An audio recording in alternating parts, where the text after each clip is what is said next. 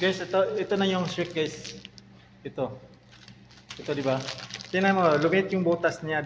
Di ba kanina sobrang laki ng butas, tapos ngayon lumit siya. So kailangan talaga i-stretch mo siya para hindi siya pag maluto may butas pa siya. So tingnan mo siya na. Ito ang dami. Yan. Ito na yung gawa kanina, shirt. Guys, tuturuan ko kayo paano gumawa ng shirt.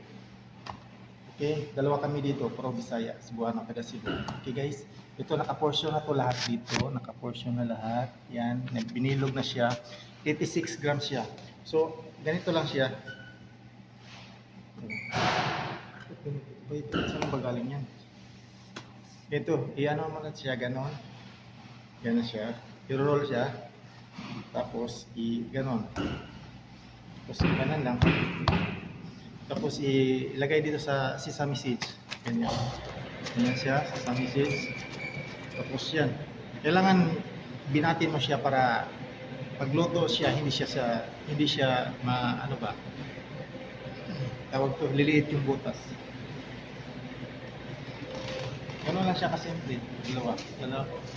Dalawa kami. Yan. I-stretch mo siyang ganon. Yan. Tapos lagay dito. Ganun lang kasimple.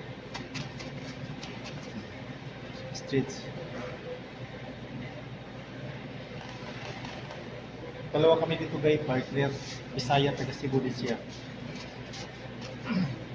Yan.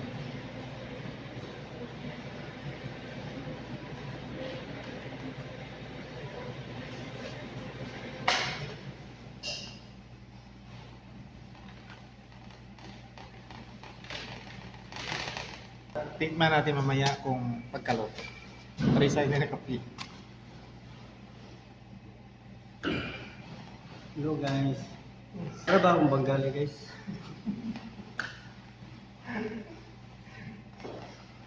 Maraming nagsasabi sa kanya guys, doon mga Pilipino sa labas. May kasama ka bang ano diyan, Bengali? So, Pilipino 'yon, mukha siyang yung mukha niya pa parang ano siya, foreigner yung mukha niya.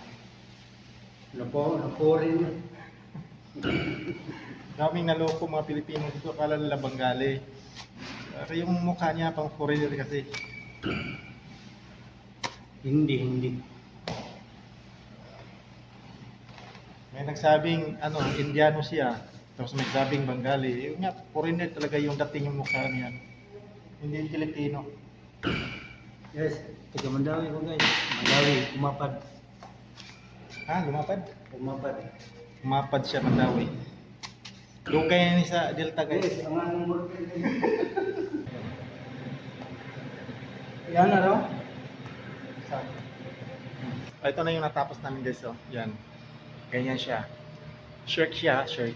So marami to siya. 1, 2, 3, 4, 5, 6 trees. So ipasok na natin sa proper mga lagay mo natin sa proper mga 45 minutes.